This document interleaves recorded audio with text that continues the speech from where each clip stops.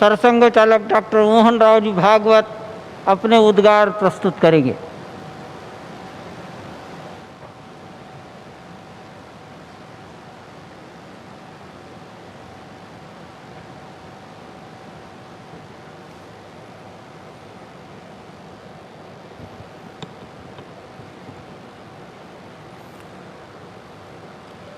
श्रद्धेय नृत्य गोपाल दास जी महाराज जी सहित उपस्थित सभी श्रद्धेय संतचरण, भारत के आदरणीय और जनप्रिय प्रधानमंत्री जी, उत्तर प्रदेश की माननीय राज्यपाल महोदया, उत्तर प्रदेश के माननीय मुख्यमंत्री जी, सभी नागरिक सज्जन, माता भगिनी, आनंद का क्षण है। बहुत प्रकार से आनंद है। एक संकल्प लिया था और मुझे स्मरण है कि तब के हमारे संघ के सरसंघ चालक बाला साहब देवरस जी ने ये बात हमको कदम आगे बढ़ाने के पहले याद दिलाई थी कि बहुत लग के 20-30 साल काम करना पड़ेगा, तब कभी ये काम होगा। और 20-30 साल हमने किया। 30वें साल के प्रारंभ में हमको संकल्प पूर्ति का आनंद मिल रहा है। प्रयास किए हैं जी जान से, अनेक लोगों ने बलिदान दिए हैं। अरे नहीं यार, वो सूक्ष्म रूप में आज यहाँ उपस्थित है, प्रत्यक्ष उपस्थित हो नहीं सकते। ऐसे भी है जो है लेकिन यहाँ आ नहीं सकते। रथ यात्रा का नेतृत्व करने वाले अडवाणी जी आज अपने घर में बैठकर इस कार्यक्रम को देख रहे होंगे। कितने ही लोग हैं कि जो आ भी सकते हैं लेकिन बुलाए नहीं जा सकते, परिस्थिति ऐसी है। लेकिन वो भी अपनी अपनी जगह, पूरे देश में देख रहा हूं आनंद की लहर है। सदियों की आस पूरी होने की आनंद है। लेकिन सबसे बड़ा आनंद है भारत को आत्मनिर्भर बनाने के लिए जिस आत्मविश्वास की आवश्यकता थी और जिस आत्मभान की आवश्यकता थी, उसका सगुण साकार अधिष्ठान बनने का शुभारंभ आज हो रहा है। वो अधिष्ठान है आध्यात्मिक दृष्टि का। सिया राममय सब जगह जानी। सारे जगत में अपने को और अपने में सारे जगत को देखने की भारत की दृष्टि, जिसके कारण उसके प्रत्येक व्यक्ति का व्यवहार आज भी विश्व में सबसे अधिक सज्जनता का व्यवहार होता है। और उस देश का सामूहिक व्यवहार सबके साथ वसुधैव कुटुंबकम का होता है।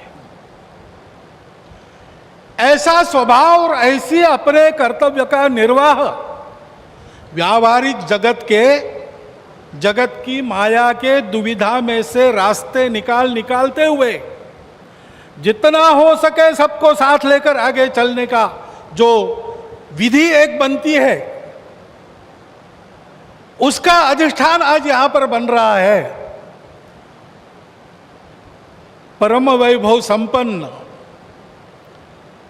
और सबका कल्याण करने वाला भारत, उसके निर्माण का शुभारंभ आज ऐसे निर्माण का व्यवस्थागत नेतृत्व जिनके हाथ से है, उनके हाथ से हो रहा है। ये और एक आनंद है।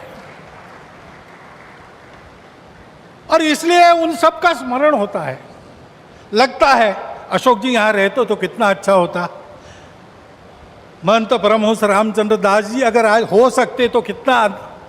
लेकिन जो इच्छा उसकी है वैसे होता है।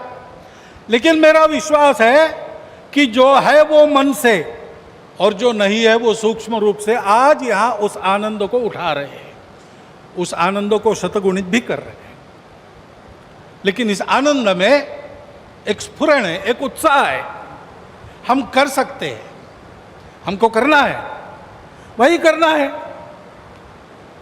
एतद्देश प्रसूतस्य सकाशादग्र जन्मनात् स्वम स्वम चरित्रम शिक्षेरन पृथिव्याम सर्वमानव।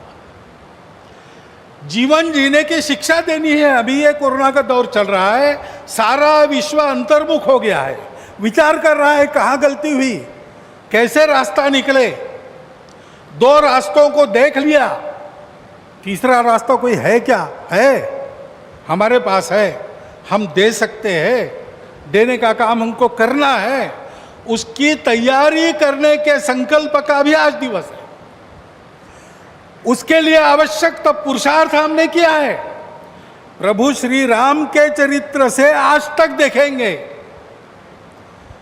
तो सारा पुरुषार्थ, पराक्रम, वीरवृत्ति हमारे रग रग में है। उसको हमने खोया नहीं है, वो हमारे पास है।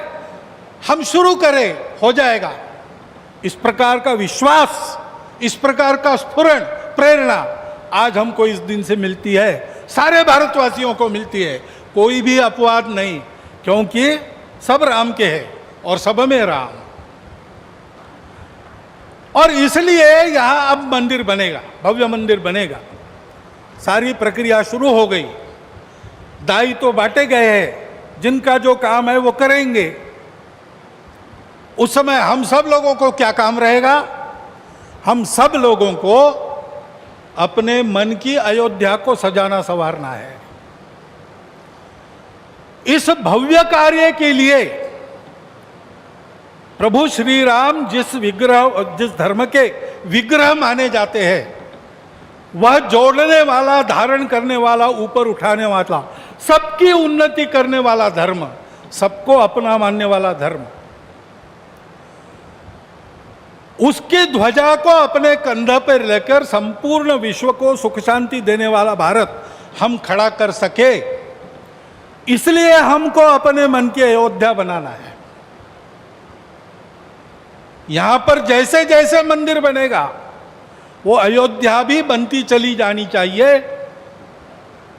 और इस मंदिर के पूर्ण होने के पहले हमारा मन मंदिर बन के तैयार रहना चाहिए, इसकी आवश्यकता है। और वो मन मंदिर कैसा रहेगा बताया है। काम कोह मद मान न मोहा, लोभ न क्षोभ न राग न द्रोहा, जिनके कपट दंभ नहीं माया, तिनके हृदय बसहु रघुराया। जात पात धनु धर्म बड़ाई, प्रिय परिवार सदन सुखदाई, सब तजी तुम ही रहो उरलाई, तेहि के हृदय रहो रघुराई। हमारा हृदय भी राम का बसेरा होना चाहिए। इसलिए सभी दोषों से, विकारों से, द्वेषों से, शत्रुता से मुक्त। दुनिया की माया कैसी भी हो, उसने सब प्रकार के व्यवहार करने के लिए समर्थ। और हृदय से सब प्रकार के भेदों को तिलांजलि देकर केवल अपने देशवासी ही क्या, संपूर्ण जगत को अपनाने की क्षमता रखने वाला इस देश का व्यक्ति और इस देश का समाज, ये गढ़ने का काम है। उस गढ़ने के काम का एक सगुण साकार प्रतीक जो सदैव प्रेरणा देता रहेगा, वो यहाँ खड़ा होने वाला है। भव्य राम मंदिर बनाने का काम भारतवर्ष के लाखों मंदिरों में और एक मंदिर बनाने का काम नहीं है। उन सारे मंदिरों में मूर्तियों का जो आशय है, उस आशय का पुनर्प्रगटीकरण और उसका पुनर्स्थापन करने का शुभारंभ आज यहाँ बहुत ही समर्थ हाथों से हुआ है। इस मंगल अवसर पर, इस सब आनंद में मैं आप सबका अभिनंदन करता हूं। और जो मेरे मन में इस समय विचार आए, उसको आपके चिंतन के लिए आपके सामने रखता हुआ आपसे विदा लेता हूं। बहुत बहुत धन्यवाद।